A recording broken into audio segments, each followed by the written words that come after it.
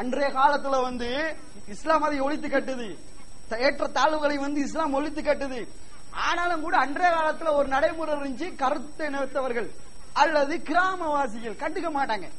நாங்க சொல்லுவோம் நம்முடைய பாசையில இந்த தாழ்த்தப்பட்ட ஜாதின்னு சொல்லுவோம்.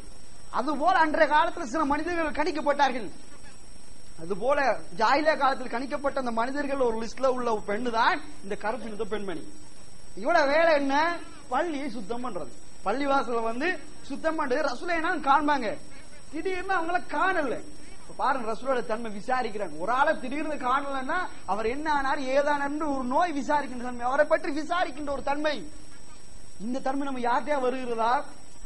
ஒரு ஆள் நம்ம தொடர்ந்து காணல, நாங்க எங்கேயா வெளிநாட்டு போயிருப்பாரு, வெளியூர் போய் இப்படித்தான் யோசிப்போம் தவிர அவரை பற்றி இன்னொரு ஆளை கேட்கணுமே ஒரு நிலைப்பாடு கிடையாது. ஆனா கேட்கிற யாரு? நபிகள் நாயகம் ஸல்லல்லாஹு அலைஹி வஸல்லம் அவர்கள் கேட்கிறாங்க. யார பத்தி?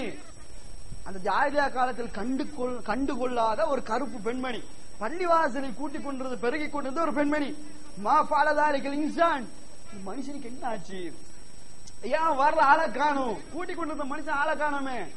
இல்ல யார சொல்ல மரணிச்சிட்டாங்க, நாங்க இரவோட இரவு அடக்கம் செஞ்சிட்டோம், உங்களுக்கு எதுக்கு சிரமம்னு சொல்லி நாங்க சொல்லாம அடக்கிட்டோம் சொன்னோடனே அந்த இடத்தை காட்டுங்கன்னு சொல்லிட்டு அந்த இடத்துக்கு போய் ரசூல் என்ன செய்றாங்க? அந்த பெண்ணுக்காக பிரார்த்தனை செய்து நான் பாக்குறோம். இது என்ன நமக்கு உணர்த்துது? ஒரு ஆளை தொடர்ந்து பார்க்கணும். ரசூலா ஒரு எல்லா மக்கள் மேல ஒரு அக்கறை கொண்டவர்களாக இருந்தார்கள். சுயநலவாதியாக ரசூலா இருக்கவில்லை. எந்த ஏற்றத்தாழ்வுகளையும் அவர்கள் கொண்டு வரவில்லை. அவர்கள் கருப்பு இருந்தது, அவங்களும் மனுஷன் என்ற ரீதியில பார்த்தார்கள். நோய் விசாரித்த ஒரு நிலைமையை நாம் பார்க்கிறோம். இது ஒரு நிலைமையாச்சா? அதே போல சஅத் இப்னு கௌலா என்று சொல்லக்கூடிய ஒரு சஹாபி, அவர் நோய்வாய்ப்படுகிறார். அவரே அறிவிக்கிறார், கான ரசூலுல்லாஹி ஸல்லல்லாஹு அலைஹி வஸல்லம் யவுதுனி, நான் நோய்வாய்ப்பட்டிருக்கின்ற பொழுது ரசூல் அவர்கள் வந்தார்கள். ஆம் ஹஜ்ஜத்துல் வதா, அது விடைபெறுகின்ற ஹஜ்ஜுல் விதா என்று சொல்லக்கூடிய அந்த நாள்ல தான் என்னை நோய் விசாரிக்க வந்தாங்க.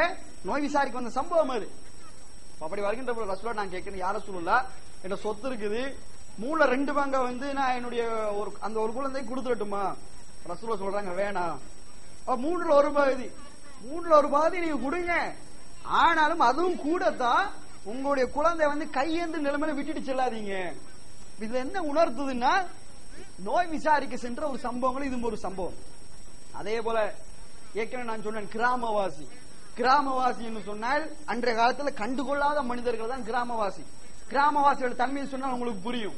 ஒரு சமயம் நபிகள் நாயகம் ஸல்லல்லாஹு அலைஹி வஸல்லம் வீதியில போகின்ற பொழுது ஒரு கிராமவாசி ரசூலுடைய கழுத்துல இருந்த துண்டை பிடிச்சி கழுத்து நொறுக்குறாங்க. கழுத்தெல்லாம் சிவக்குது. அப்ப திரும்பி என்னன்னு கேட்கின்ற பொழுது எனக்கு தர்மத்தில் ஒரு பங்கை கொடுங்க உரிமையோட கேட்கிறாங்க. எப்படி கேட்கணும் தெரியாது, எப்படி டீசெண்டா கேட்கணும் தெரியாது. அந்த மாதிரி ஒரு மனோபாவம் தான் கிராமவாசிகள். அதே சமயத்துல பள்ளிவாசல ரசூலுல்லாஹ் உட்கார்ந்து கொண்டிருக்கின்ற பொழுது ஒரு கிராமவாசி சிறுநீர் கழிக்கிறாரு. எந்த இடத்துல சிறுநீர் கழிக்கணும்னு ஒரு தன்மை தெரியாது. அவங்களுடைய தன்மைகள் அது வேற செய்யறது இல்ல, அவங்களுக்கு அதுதான் தெரியும். டீசென்டான ஒரு தன்மை அப்படின்றது அவங்களுக்கு தெரியும். அப்ப இப்படிப்பட்ட மக்களால் கண்டுகொள்ளப்படாத ஒரு கிராமவாசி அவரு என்ன செய்யறாரு? ஒரு கிராமவாசி நோய்படுகிறார்.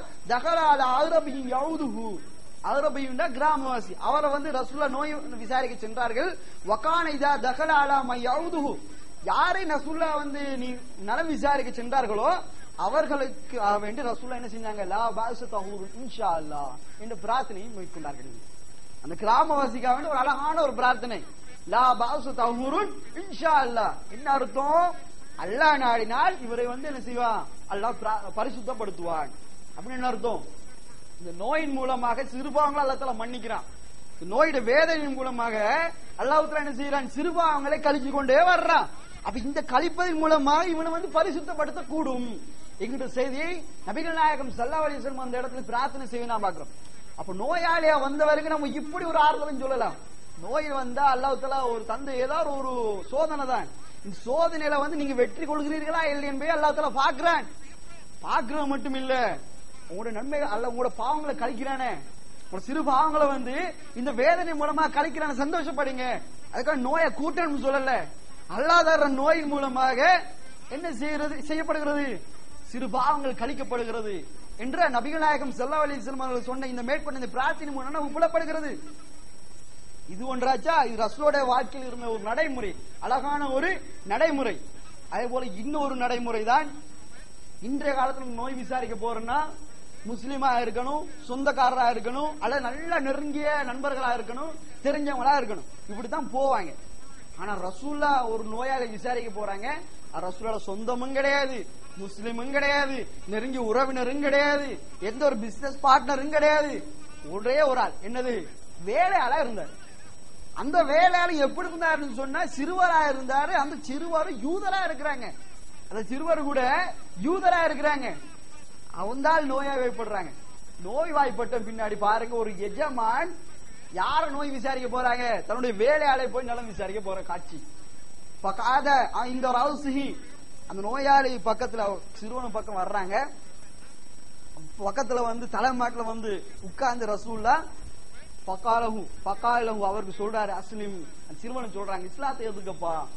அழகான முறையில் சொல்றாங்க, இஸ்லாத்தை ஏத்துக்கப்பா என்று அந்த இடத்துல சொல்றாங்க.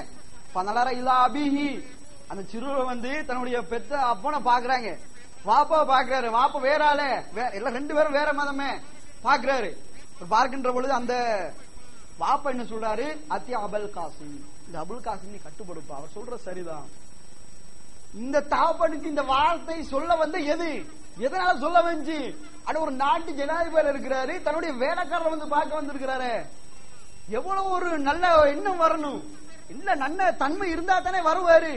அப்ப இவர்கிட்ட இந்த மாதிரி தன்மை உள்ளவர்கிட்ட கண்டிப்பா இவர் சொல்ற உண்மை இருக்கும். அப்ப அதனால நீ கட்டுப்பாடு என்று சொல்லி காட்டுகின்ற பொழுது அவர் என்ன செய்யறாரு, ரசூல்லா சொன்னதுக்காக வேண்டி இஸ்லாத்தை ஏத்துக்கிறாரு. ரசூல்லா வந்து அல்ஹம்துலில்லாஹ் இல்லதி அன்கலஹு மினன்னார், வெளியே வந்து சொல்றாங்க, நரகத்திலிருந்து பாதுகாத்த இந்த சிறுவனை பாதுகாத்த அல்லாஹ்வுக்கே எல்லா புகழும். நரக விளிம்பில் இருந்தால் யாரு, இந்த யூத சிறுவர் வந்து நரக விளிம்பில் இருந்த மனிதன். அப்ப கொஞ்சம் சிந்திச்சு பாருங்க, ரசூல்லா அந்த இடத்துல நோய் விசாரிக்க போகலன்னா அவருக்கு நேர்வழி கிடைச்சிருக்குமா? ரசூல்லா வந்து அந்த இடத்துல நோய் விசாரிக்க போகலன்னா அவர் அந்த இடத்துல திருக்கலிமா மொழிந்திருப்பாரா? அல்லாஹ்வை ஏற்றிருப்பாரா? ரசூலை நபியாக அவர் ஏற்றிருப்பாரா? நிச்சயமா இல்லை. சிரிக்கிற மரணித்திருத்து கடைசியில் நரகத்தில் போய் விடுவாரே. இந்த நிலைமையை கொண்டு வந்து எது? இந்த நல்ல அழகான அஹ்லாக்குடைய தன்மை தான், நல்ல நட்பண்புகள் இது ரசூலுடைய காணப்பட்டது. இதை வைத்து நம்ம மாற்று கொள்கையுடையவர்களையும் மாற்று மதத்தவர்களையும் கொள்ளையடிக்கலாமா இல்லையா? அவங்களுடைய மனங்களையும் கொள்ளையடிக்கலாமா இல்லையா? ஒரு நாள் நீங்க டெஸ்ட் பண்ணுங்க. எவ்வளவு பெரிய கோபக்காரனா இருந்தாலும் சரி, நோய் விசாரிக்க போ, நோய் வாய்ப்பட்டு இருந்தால் விசாரிக்க போங்க பார்க்கலாம். அந்த நேரத்தில் யாருமே திட்ட மாட்டாங்க. எவ்வளவு பெரிய ஒரு கோபக்காரனா இருந்தாலும் நோய் வாய்ப்பட்டு இருக்கின்ற பொழுது இந்த நலம் விசாரிக்க வந்தாருங்கன்னு ஒரு சந்தோஷம் தான். அந்த நேரத்தில் சிலவர் அல்லாஹ் நேர்வழி கொடுப்பானே, அட இவனுக்கு எவ்வளவு கொடுமை கொடுத்திருக்கிறேன், நல்லா நான் சுகமா வாழ்கின்ற பொழுது இவனுக்கு நான் எவ்வளவு கொடுமைப்படுத்தி இருக்கிறேன், என்ன வார்த்தையெல்லாம் நான் சொல்லி இருப்பேன், இவனை பத்தி இல்லாதெல்லாம் எவ்வளவு நான் சொல்லி இருப்பேன். எதுக்கு? இவனுடைய தவாவை உடைக்கணுங்கிறதுக்காக, இவனுடைய தவா களம் வளர்ச்சி பெறாமல் இருக்கிறதுக்காக வேண்டி என்னெல்லாம் நான் சூழ்ச்சி செய்திருப்பேன். இவ்வளவு நான் சூழ்ச்சி செஞ்சு இந்த மனுஷன் கண்டுக்காம என்ன நலம் விசாரிக்க வர்றாரு. அப்ப கொஞ்சமான நல்ல பண்பு இருக்க போய் தான் இவர் வர்றாரு. அப்ப இவருக்கு ஏதாவது ஒரு உண்மையான விஷயம் இருக்கும். அந்த நேரத்துல கூட போய் அழகான இந்த பிரார்த்தனை நாங்க அந்த இடத்துல போய் லா பசு தவறு இன்ஷா அல்லாஹ், அல்லாஹ் நாடுனா உங்களை சிறுபாங்களை மன்னிப்பு, உங்களை அல்லாஹ் தஆலா பரிசுத்தப்படுத்துவார். இந்த பிரார்த்தனை மேற்கொண்டால் மனசு குளிருமா இல்லையா? எவ்வளவு பெரிய அரக்கரா இருந்தாலும் அந்த இடத்துல மனசு குளிருமே. ஏன்னா வர்றவங்க யாருமே பிரார்த்தனை செய்ய மாட்டாங்க, சும்மா சிரிச்சுட்டு நல்லா இருக்கணும் கேட்டுதான் போவானே தவிர பிரார்த்தனை செய்யுங்கிறதெல்லாம் தெரியாது, செய்ய மாட்டாங்க, பெரும்பாலும் செய்ய மாட்டாங்க. நம்ம தெரிஞ்சவங்க போய் கொள்கை சொல்கின்றவர்கள் போய் ஒரு கூட்டம், அதே போல நீங்க ஒரு கூட்டமாக ஜமாத்தாவை போய் நீங்க நலம் விசாரிக்கின்ற போல எப்படி வரும் உள்ளத்துல? போய்க்கா வந்தாங்களே, நாங்க எதிர்த்தவங்க வந்தாங்க, நம்ம நோய் விசாரிச்சாரு, அப்ப இவன் நல்ல கூட்டம், நாங்க அவ்வளவு தான் வந்திருந்தாரு, இவன் நல்ல கூட்டம். ஆனா என்னோட இருந்த எத்தனை கள்ள கூட்டம் என்னோட வரலையே, ஏன்னா நலம் விசாரிக்க வரல, இவன் வாசிக்குதான் என்ன வச்சு ஒரு பாடுகாயா யூஸ் பண்ணா. இந்த யூத சிறுவனுடைய செய்தி நபிகள் நாயகம் ஸல்லல்லாஹு அலைஹி வஸல்லம் அவர்கள் அந்த யூத சிறுவனை போய் நலம் விசாரிக்க சென்ற நாள் அந்த சிறுவர் இஸ்லாத்தை நோக்கி வந்த ஒரு சம்பவத்தை நாம் பார்க்கிறோம். அப்ப இதே நடைமுறை நம்முடைய வாழ்க்கையிலும் கொண்டு வர வேண்டும். ஏனென்றால் சில குடும்பங்கள் நாம் பார்க்கிறோம், வருஷ கணக்குல ஒரு பேச்சுவார்த்தை இருக்காது. எப்படி சவால் விட்டுருப்பாங்கன்னா, ஓமையத்துக்கு நானும் வர மாட்டேன், ஓமையத்துக்கு நீயும் வரக்கூடாது, என்னமோ நிரந்தரம் வாழ போற போல சவால் விடுவாங்க. சவால் வந்து எப்படி விடுவாங்கன்னா, ஓமையத்துக்கு நீ வர, ஓமையத்துக்கு நான் வர மாட்டேன், ஏமையத்துக்கு நீ வரவும் கூடாது. நம்ம நிரந்தரம் வாழ முடியும் நினைக்கிறார்களா? நீயும் மரணிக்கணும், நானும் மரணிக்கணும், எல்லாருமே மரணிக்க வந்தவர்கள் தான். நிரந்தரமா வாழ வந்தா ஏதாவது கொஞ்சமா பொருந்துன்னு சொல்லலாம். அப்போ இந்த எல்லா மனிதர்களும் மண்ணுக்கு போக வேண்டிய நம்ம இந்த மாதிரியான வாசங்களை சொல்லலாமா? அப்ப இந்த மாதிரி சொல்லி பிரிஞ்சவர்கள் ஏறாலாம். எந்த அளவு கொடுமைன்னா, அவங்களுடைய அந்த தந்தையுடைய தந்தை கூட தெரியல, அப்பாவை தெரியல, உம்மமா தெரியல, வாப்பமா தெரியல, கொடுமை புள்ளலை தெரியல. அந்த அப்பா அந்த பேர புள்ளைய பார்த்ததே கிடையாது. இந்த மாதிரியான கொடுமையான காட்சிகள் எல்லாம் நம்முடைய சமுதாயத்தில் அரங்கேற்றப்பட்டு கொண்டுதான் இருக்கிறது. அப்ப இந்த பிரச்சனைகள், இந்த குடும்ப பிளவுகள் இவற்றையெல்லாம் ஒழித்து கட்ட வேண்டும் என்றால் இது அழகான ஒரு சந்தர்ப்பம்.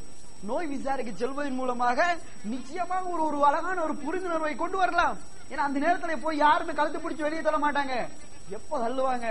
மௌத்தாயினம் பின்னாடி போனா தள்ளுவாங்க. அதெல்லாம் நடக்கும். இதுவரை காலம் நோயில படுத்து இருந்தால் அந்த மனுஷனை பார்க்க வரல, மௌத்தாயினம் பின்னாடி இருக்கிறாரா இல்லன்னு பார்க்க வந்தீர்களா இல்ல சொல்வார்கள். எப்படி சொல்லுவாங்க? மரணிச்ச பின்னாடி இருக்கிறீங்களா இல்லைன்னு பார்க்க வந்தீங்க, உசுரோடு இருக்கிறார்களா இல்லைன்னு பார்க்க வந்தீர்களா? ஆனா தெரியும், நோய் வாய்ப்பட்டு மாசக்கணக்கில் படுக்கையில படுத்து இருந்தாரு, ஒரு நாள் கூட வருவதற்கு உங்களுக்கு வக்கில்லை. இத்தனை நேரத்தில் நீங்க சொந்தம் கொண்டாட வருகிறீர்களா என்று கழுத்தை பிடிச்சி எப்ப தள்ளுவாங்க? எல்லாரும் முன்னாடி, மரணிச்ச முன்னாடி தள்ளுவாங்க. அப்ப எல்லாரும் முன்னாடி ஒரு அவமானம், ஒரு இழிவு.